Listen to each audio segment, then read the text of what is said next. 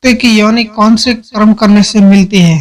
भगवान श्री राम के दरबार में एक न्याय मांगता कुत्ता। अद्भुत रहस्यमयी कहानी है दोस्तों। श्री राम के शासन काल में न तो किसी को रोग होता था, न किसी की अकाल मृत्यु होती थी, न कोई स्त्री विधवा होती थी और न कोई राज दरबार में समस्या लेकर पहुंचता था। फिर दोस्तों एक कुत्ता क्यों पहुंचा श्री राम से न्याय मांगने? जय श्री कृष्ण दोस्तों, स्वागत है आप सबका आपके अपने YouTube चैनल प्राचीन ज्ञान गंगा में।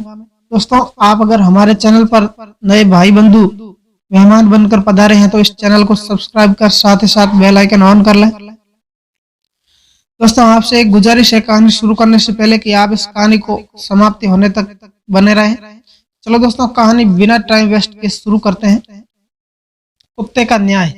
श्री राम के शासन काल में न तो किसी को शारीरिक रोग होता था, न किसी की अकाल मृत्यु होती थी और न किसी कोई स्त्री विधवा होती थी और न माता पिता को संतान का शोक सहना पड़ता था। सारा राज्य सब कुछ सुख समृद्ध था, इसलिए कोई व्यक्ति किसी प्रकार का विवाद लेकर राज दरबार में उपस्थित नहीं होता था। किंतु एक दिन एक कुत्ता राज दरबार पर आकर बार बार भौंकने लगा। उसे अभियोगी समझकर राज दरबार में उपस्थित किया गया। पूछने पर कुत्ते ने बताया, प्रभु आपके राज्य में सर्वसिद्ध नामक एक भिक्षु है, उसने आज अकारण मुझ पर प्रहार करके मेरा मस्तक फाड़ दिया है, इसलिए मैं इसका न्याय चाहता हूँ।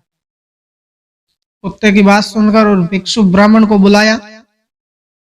ब्राह्मण ने आने पर राजा रामचंद्र से पूछा, विप्र क्या आपने इस कुत्ते के सर पर घातक प्रहार किया था? यदि किया था तो इसका क्या कारण है? वैसे ब्राह्मण को अकारण क्रोध आना तो नहीं चाहिए। महाराज की बात सुनकर सर्वाधिक बोले, प्रभु यह सही है कि मैंने इस कुत्ते को डंडे से मारा। उस समय मेरा मन क्रोध से भर गया था। बात यह थी कि कल मेरे भिष्टान का समय बीत चुका था, तो भूख के कारण मैं भिक्षा के लिए द्वार द्वार पर भटक रहा था। उस समय यह कुत्ता बीच में आकर खड़ा हुआ। मैं भूखा तो था ही, अतः एवं मुझे क्रोध आ गया और मैंने इसके सिर पर डंडा मार दिया। मैं अपराधी हूं प्रभु, मुझे दंड दीजिए। आपसे दंड पाकर मुझे नरक यातना नहीं भोगनी पड़ेगी। दोस्तों जब राजा राम ने सभासदों से उसे दंड देने के विषय में परामर्श किया तो उन्होंने कहा, राजन ब्राह्मण दंड द्वारा अवश्य है, इसे शारीरिक दंड नहीं दिया जा सकता और यह इतना निर्धन है कि इसे आर्थिक दंड का भार भी नहीं उठाना सके। यह सुनकर कुत्ते ने कहा, महाराज यदि आप आज्ञा दें तो इसे दंड के बारे में मैं एक सुझाव दूं। दोस्तों कुत्ते ने एक सुझाव दिया, मेरे विचार से इसे महत बना दिया जाए।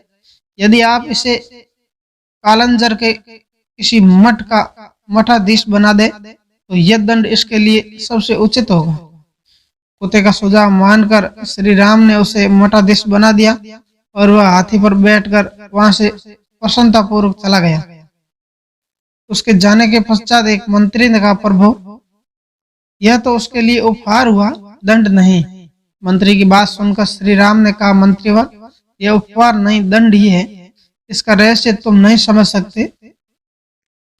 फिर कुत्ते से बोला, ज्ञानराज तुम इसे इस दंड का रहस्य बताओ। राघव की बात सुनकर कुत्ता बोला, रघुनंदन पिछले जन्म में मैं कलंगर के एक मठ का अधिपति था। वहां मैं सदैव शुभ कर्म किया करता था, फिर भी मुझे कुत्ते की योनि मिली है तो अत्यंत क्रोध हूं। इसका अंत मुझे भी अधिक खराब होगा। मठाधीश ब्राह्मणों और देवताओं के निर्मित दिए गए द्रव्य का उपयोग करता हूं, इसलिए वह पाप का भागी बनता हूं। यह रहस्य बताकर कुत्ता वहां से चला गया। उम्मीद करता हूं दोस्तों ये कहानी आपको पसंद आई होगी। कहानी पसंद आई है तो एक वीडियो को लाइक करते जाना। जय हिंद दोस्तों। नेक्स्ट कहानी कैसे लानी है कमेंट करके जरूर बताना। धन्यवाद।